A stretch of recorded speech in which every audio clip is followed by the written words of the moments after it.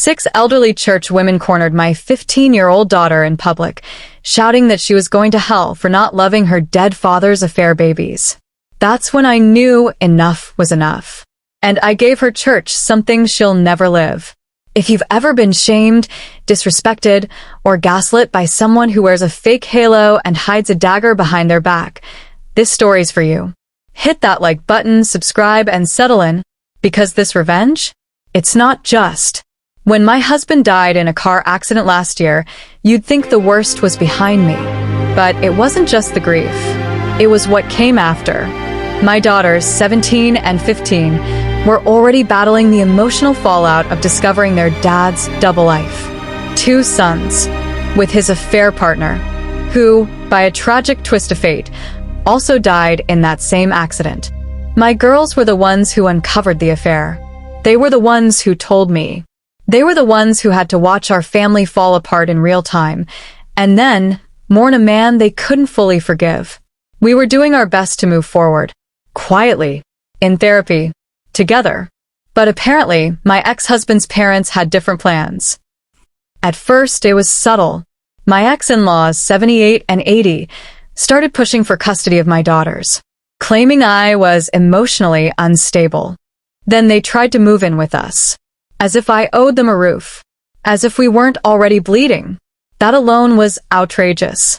But nothing prepared me for what happened at the market. It was my youngest daughter's birthday weekend. The kind of day that should have been filled with laughter, sweets, and just a tiny sliver of healing. We went to the local weekend farmer's market, her favorite place. I gave her a little spending money and told her to go nuts, buy chocolate, cupcakes, whatever made her smile. An hour later, she called me, sobbing. Her voice trembled. "Mom, there are these old ladies, they're yelling at me." I dropped everything. My older daughter, and I ran. What we found stopped me cold. 6 older women had cornered my child near a honey stall. Their faces twisted with judgment.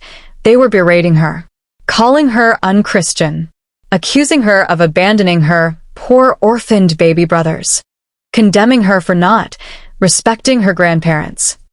They didn't even flinch when they saw me. One actually sneered, "Maybe if you were a better wife, your husband wouldn't have needed someone else." My hands shook. My vision narrowed. I told my eldest to grab the things and go to the car with her sister. Then I turned and faced the swarm of sanctimonious serpents. And I unleashed. I reminded them, loudly, what kind of man my husband truly was. A liar. A cheat. A coward. And how dare they shame my child when their own friend helped cover for him. The shouting grew so loud, security came. We were asked to leave. Even then, they followed us like vultures to the parking lot. I shielded my girls, got them into the car, and drove away. But my blood was boiling. That night, I couldn't sleep. So I reached out to someone I knew from the church. Someone kind, quiet. He apologized on behalf of the ladies. And then he dropped the bombshell. My ex-mother-in-law had posted a massive sob story in the church's Facebook group. It was Oscar-worthy. She painted herself as a poor, grieving widow's mother. Said I left her homeless. That I refused to care for her grandsons. That my daughters were cold and heartless. But the real kicker? She claimed the affair partner was our surrogate. And that I rejected the boys because they were male. I was sick. Here's the thing about their church. It may be full of judgmental conservatives, but there's one sin they won't tolerate. Infidelity. And I had receipts. Oh, did I have receipts? Because my divorce wasn't finalized when he died, I still had access to everything. The next morning I skipped work, walked straight into a print shop, and got to work.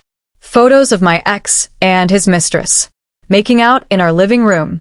Texts. Explicit ones. Gross ones. Degrading ones. Messages between him and his parents, admitting to the affair. Screenshots of his parents berating me for not accepting the affair. And the worst, emails where they called my daughters bastards and blamed them for their father's death. I printed it all on beautiful, high-quality paper. And then, I made him booklets. Yes. Just like the ones their church passes out on Sundays. only instead of hymns.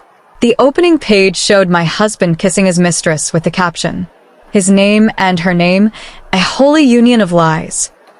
That Sunday morning, I quietly walked into the church before service. There's a table near the entrance. It's where they keep the extra songbooks. No one watches it. I place my prayer packets right on top. Then I left. It didn't take long. By noon, Facebook was melting. Comments, memes, screenshots of the booklet. The backlash was brutal. People called my ex names I can't even repeat here. The pastor had to step in just to keep the page PG-13. Some members were still mad I divorced him, but even they admitted, after what he did, it's understandable. The church offered my daughters letters of apology. And me? They invited me to rejoin the flock. My ex-in-laws? They vanished. Shunned. Shamed. Publicly humiliated. My ex-MIL posted some pitiful rant about how no one respects the elderly anymore and how her son would have taken care of her if he were still alive. Which is ironic, considering I was always the one paying the bills. As for the money, the will named his parents as beneficiaries, not our daughters. Despite telling me the opposite. Just another lie in a long, exhausting list. But I never pushed to be the one inheriting. I have my own will. My girls get everything. And now they have peace.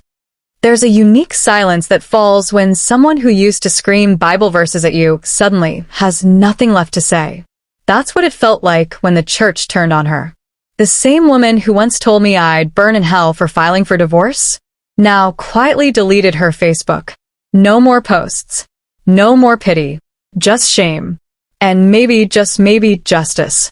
Revenge doesn't always have to be cruel. Sometimes it just needs to be truth wrapped in beautiful paper and handed out at Sunday service.